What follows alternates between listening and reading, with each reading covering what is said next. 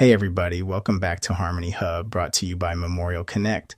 I'm your host, Lamar Hampton, and today we're traveling back to the roots, specifically the ancient tradition of African libations, a ceremony that's been flowing literally and spiritually for generations across West Africa. Think Yoruba, Igbo, Ewa, and so many other peoples.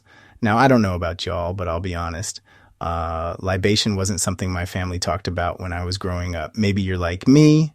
Maybe you just heard about it for the first time at a wedding or a funeral and thought, wait, what are we pouring out and for who? Well, this tradition actually goes way, way back, and its heart is pretty simple. It's about honoring our ancestors and letting their presence and wisdom enter our space. Whether it's a cup of water, a splash of wine, or sometimes something a little stronger, libation starts with pouring liquid either onto the earth, sometimes into a plant, or in all four directions. But what matters even more than what you pour is the intention behind it. Prayers spoken, the names said out loud, and those moments of real quiet acknowledgement. There's something about hearing someone call out, "We honor Aunt Helen, we honor Grandpa George," that it hits differently. And here's the part people often miss. This isn't just for funerals, birthdays, weddings, graduations, any milestone you can imagine. Libations open the celebration in a way that says, we know where we come from and we want our people in the room, even if we can't see them.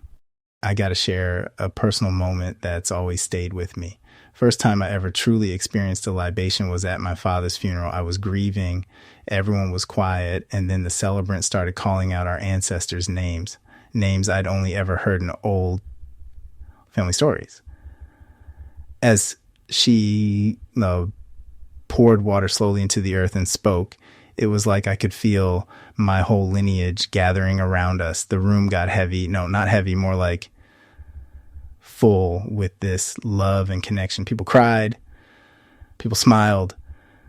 I think that was the first time I understood why we do this ritual, not just as tradition, but as a real act of healing and remembrance. That moment, honestly, was transformative.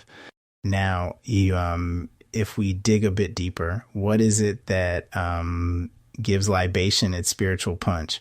Well, it's the bridge this ritual builds between the living and those who've transitioned.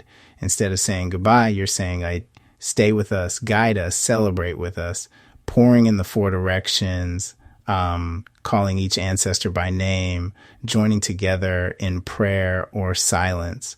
Those are all parts of keeping that relationship alive. It's not a one-way street. We're not just remembering them. We're inviting their wisdom right into whatever moment we're marking. I got to sit down with Iya Ifanike Omowale, a powerful celebrant who's helped so many families through these rituals.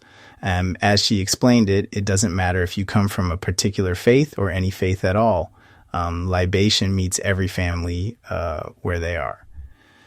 You get to honor your ancestors, whether you know exactly which village they came from, or like so many in our community, you're still searching for those roots.